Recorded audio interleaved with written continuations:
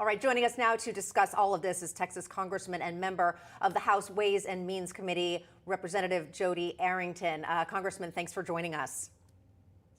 Good to be with you, Katrina. Bob, good to see you. Congressman, you know, it seems like every single day we're hearing of more and more migrants, not just coming into the country, flooding the country, but of course being moved around the country by those border states that simply cannot take care of them anymore because there are so many. However, the narrative seems to be that the Republican lawmakers who are doing this might be breaking the law or doing something indecent. What is your stance on what's happening, the moving of the migrants to places to where they would better be taken care of? Well, it's easy to claim that your city is a sanctuary city that would aid and abet the lawlessness that we see at our open border until the consequences of that lawlessness falls into your lap and affects your city and is borne by the citizens of your community. So I think from a public relations strategy and public policy, dialogue and debate, I think it's been very effective for these governors to spread the pain and the consequences of our open border to these cities that, quite frankly, because of their sanctuary status, have been aiding and abetting this deluge of people, drugs, gang, and other criminality that have negatively impacted not only Texas and border states, but communities across our great nation. Congressman, let me ask you about this, because I'm noticing a kind of a quirk or a twist in the response from some of these Democratic mayors. For instance, Eric Adams in New York, as he needs federal help. He's got to find a place to put these people. I don't know the total number of people that have been sent. New York is a city of 8 million people. And let's say 1,000 were sent. I think it's less than that.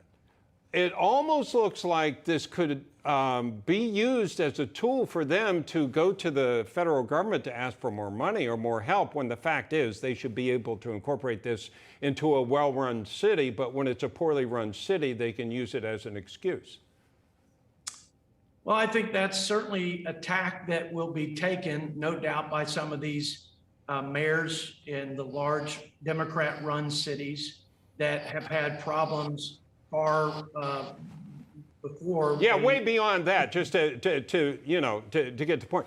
They've got problems anyway. Mm-hmm. And it's almost like, but is it possible it backfires and they use it as good? Well, we've got all these problems being sent to us from Texas and Florida and these other places. Otherwise, everything would be fine. Well, again, they've used reducing inflation and COVID to get trillions of dollars spent by our federal government. So I wouldn't put it past them.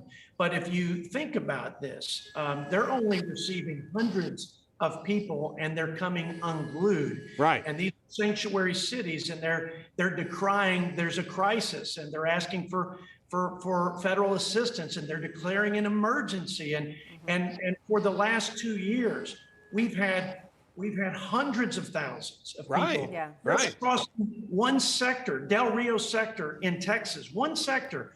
Over the last year, we've had 375,000 illegal immigrants crossing. So the cost is tremendous on a number of fronts. And these guys feel a little pain and they go apoplectic. I think it's, I think it's been a good PR and political strategy, but ultimately, and you've heard me say this before, in order to stave off this flood, and especially the drugs that are pouring into our country from the cartels, states are going to have to do the job the federal government refuses to do, and lay hands on these folks, detain them and deport them, and actually start enforcing the law and securing the border, or we won't have the state of Texas as it is today. And that presents even bigger problems than what we're talking about here. Yeah, and Congressman, I want to get your thoughts on this one. Today, a Democrat sheriff in Texas says he is opening a criminal investigation after those 48 migrants were flown from Texas via Ron DeSantis to Martha's Vineyard. Take a listen to this. They were taken to Martha's Vineyard from what we can gather for little more than a photo op, video op, and then they were unceremoniously stranded in Martha's Vineyard. Here we have 48 people that are already on hard times, right? They are here legally in our country at that point. They have every right to be where they are, and I believe that they were preyed upon. So all right, Congressman, Bexar County near San Antonio, but we're also have been hearing about an El Paso Democrat mayor who has also said, yeah, I bust migrants to New York City to help them. So it seems, why is it illegal if Republican lawmakers do it or politicians do it rather than a Democrat mayor? Is this cause for an actual criminal investigation?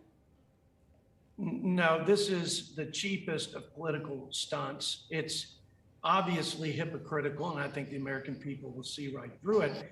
But we have to remember the law of the land. And by the way, to violate this law is a felony under federal statutes to induce people to come to this country illegally or to harbor people who you know are here illegally. That is the description of a sanctuary city or a sanctuary state. If we were going to be serious about enforcing the law, if we were going to be serious about raising to the attention of the Attorney General things that ought to be done to stop this, we would go after sanctuary city mayors for being rogue states and lawless cities, and aiding and abetting the lawlessness of the open border policies of the current president, who is not enforcing the laws. All right, fair enough. Congressman Jodey Arrington, thank you so much, sir. Thank you, guys.